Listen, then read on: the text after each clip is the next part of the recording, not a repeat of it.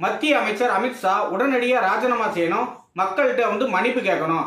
ஏன்னா அவர் அம்பேத்கரை அசிங்கப்படுத்திட்டாரு, இழிவுபடுத்திட்டாரு அப்படின்னு சொல்லி எதிர்கட்சியான திமுக, காங்கிரஸ், கம்யூனிஸ்ட் எல்லாரும் போராட்டம் பண்ணிக்கிட்டு இருக்காங்க. உண்மையிலே அப்படி என்னதே நடந்துச்சு அப்படின்னு போய் பார்த்தா அமித்ஷா என்ன சொல்லியிருக்காருன்னா, இவங்க மக்கள் நலனில் திமுக, காங்கிரஸ், கம்யூனிஸ்ட் கட்சிகள் எந்த நலனும் அக்கறை காட்டுறது இல்லை. அவங்க ஜாதி அரசியலே பேசிக்கிட்டு இருக்காங்க, ஜாதி அரசியலை தூண்டுறாங்க. அது மட்டும் இல்லாமல் அம்பேத்கர் பொழுதுக்கும் பேசுறாங்க, ஒரு பேசுறவங்க பேசுறாங்க.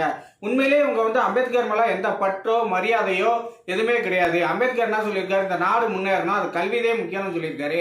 ஆனா இவங்க அதை பத்திலாம் யோசிக்கவே இல்லை. இந்த நாடு முன்னேற பத்தி இவங்க ஆசை இல்லை. ஆனா அம்பேத்கர் மட்டும் சொல்றாங்க. ஆனா இந்த கட்சிக்காரங்கதே அம்பேத்கர் தேர்தலில் போட்டிட்டப்ப இந்த காங்கிரஸும் கம்யூனிஸ்டும் கூட்டணி வச்சு தோக்கடிச்சாங்க அம்பேத்கரை.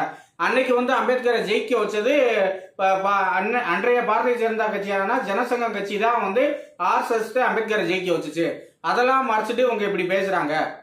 இன்னொரு பக்கம் காங்கிரஸ்ல பட்டியலின சமுதாய சகோதரர்களுக்கு ஓட்டு போட உரிமை இல்லை, நிலம் வாங்க உரிமை இல்லை, வீடு வாங்க உரிமை இல்லை, அப்படிலாம் இருந்தப்ப சினிமாவுக்கு போக கூட உரிமை இல்லாதவங்க இருந்தப்ப 370 நீக்கி அவங்களுக்கு உரிமையை, அம்பேத்கர் ஆசைப்பட்ட மாதிரி அவங்களுக்கு உரிமையை கொடுத்தது பாஜக. ஆனா அவங்க 370 நீக்க கூடாதுன்னு சொன்னவங்க காங்கிரஸ், கம்யூனிஸ்ட், திமுக. இவங்க அம்பேத்கரை பத்தி பேச தகுதியே இல்லை. அடுத்து திமுக எல்லாம் போராடுறாங்க, அம்பேத்கரை பத்தி பேசுறாங்க, புகழ்றாங்க, நாங்கதே அம்பேத்கர் வாரிசுன்னு சொல்றாங்க. ஆனா திமுக காரங்க கட்சியில ஒரு மாவட்ட செயலாளர் கூட பட்டியல் சமுதாயத்தை சேர்ந்தவங்களே கிடையாது. ஆர் ராசாலாம் நல்ல விவரமானவர், அறிவானவர், சிறந்த வக்கீல். ஆனா அவருக்கு எல்லா திறமையும் இருந்தா அவரை கட்சியோட தலைவர் பதவியோ மாவட்ட செயலாளர் பதவி கூட கொடுக்க மறுக்கிறாங்க. அடுத்து திருமாவளவன் மொத்தமா அம்பேத்கர் நானே குத்தகைக்கு எடுத்து ஒரு கணக்க பேசி வராரு.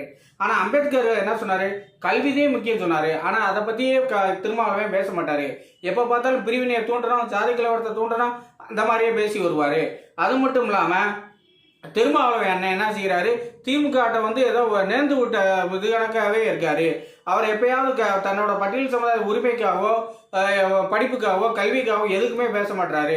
2 சீட்டு கொடுத்தா போதும் அப்படின்னு சொல்லி இது பண்றாரு.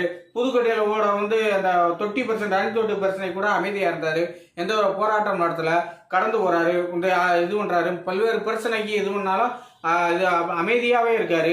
இப்ப கூட கட்சியில ஆட்சியில உரிமைகளுக்குன்னு ஆதவர்ஜனா சொன்னாரு.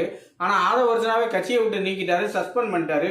உரிமைக்கு குரல் கொடுங்க, அம்பேத்கர் வழி நடங்க அப்படின்னு சொன்ன ஆதவர்ஜனாவை கட்சியை விட்டு நீக்கிட்டாரு. இப்பெல்லாம் செய்யறவங்க இவங்க எப்படி அம்பேத்கர் பேரை திரும்ப திரும்ப சொல்றாங்க தெரியல, எனக்கு ஆச்சரியமா இருக்கு அப்படின்னு அமித்ஷா பேசியிருக்காரு. வேற எதுவும் சொல்லலைங்க. உடனே அமித்ஷா அம்பேத்கர் அசிங்கப்படுத்திட்டாரு, இழிவுபடுத்திட்டாரு அப்படின்னு சொல்லி எல்லாரும் போராட்டம் பண்றாங்க. படத்தை தூக்கிட்டு பாராளுமன்றத்துக்கு முன்னாடியெல்லாம் நிக்கிறாங்க. ஆனா உண்மை இதா இருக்கு, மக்களுக்கே தெரியும்ல. இப்போ எந்த கட்சியில பாஜக பட்டியல் சமுதாயத்தை அதிக பேர் இருக்காங்கன்னா பாஜக. எந்த கட்சியில எம்பி அதிகமா இருக்குன்னா பாஜக. எந்த கட்சி பட்டியல் சமுதாயத்தை சேர்ந்த குடியரசுத் தலைவர் ஆக்கணும்னு பார்த்தா அது பாஜக. ஏன்னா அம்பேத்கர் ஆசைப்பட்ட மாதிரியே எல்லாம் செய்யறது பாஜக. ஆனா அவங்க பாஜக அசிங்கப்படுத்துறத அவங்க பேசுறத மக்கள் நம்ப மாட்டாங்க. வணக்கம்.